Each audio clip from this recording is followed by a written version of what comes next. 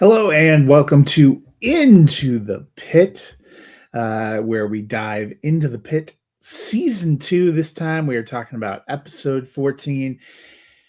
This is the penultimate episode of the second season, and there were a lot of interesting things that are going on. I honestly don't know how they're going to wrap it all up in one more hour. It feels like there are a lot of things dangling, but let's focus on two big takeaways from this episode. The first is I think we kind of get something of a redemption arc for Dr. Langdon. Throughout this day, it's been his first day back.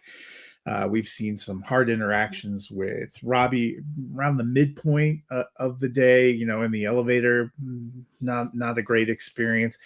Uh, we saw some hard things with Santos. Even in this one, we see a kind of a hard exchange with Whitaker, but he also gets something where the frostiness with Robbie gets turned on its head. It's not so much that Robbie is disappointed in him, it's that he reminds Robbie of maybe a personal failure of Robbie's. But then we have a case where Langdon is uniquely positioned. Dr. Robbie gives him some advice to essentially cowboy up.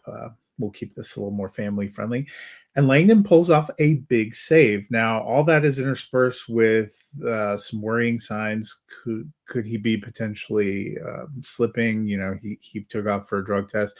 But for the moment, I'm going to say we got a little bit of a redemption arc. And it was kind of interesting to see a very good showcase for Patrick Ball. This an episode written by Noah Wyle. And the other person that had a real showcase in this episode was Noah Wyle's Dr. Robbie himself. He's been pushing toward this cliff, and we got some beautiful interactions with his friend Duke. Obviously, a tough diagnosis for Duke with his heart issue, but Duke really turns it back on Robbie as they're out kind of in the ambulance bay. His bike got hit by an ambulance, needs a little bit of a tune-up. And we finally get Dr. Robbie admitting that this isn't so much of a sabbatical as he's lost in his life, in his mental health journey.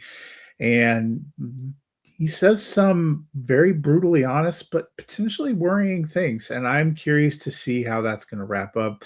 It indicates maybe he and Jack have a little more interaction in the finale. Maybe some things happen that help him change his mind. We know Noah Wyle's not leaving the show, so be hopeful. But a very powerful, very emotional episode, a great one. I'm really looking forward to the finale, although I have no idea what to expect.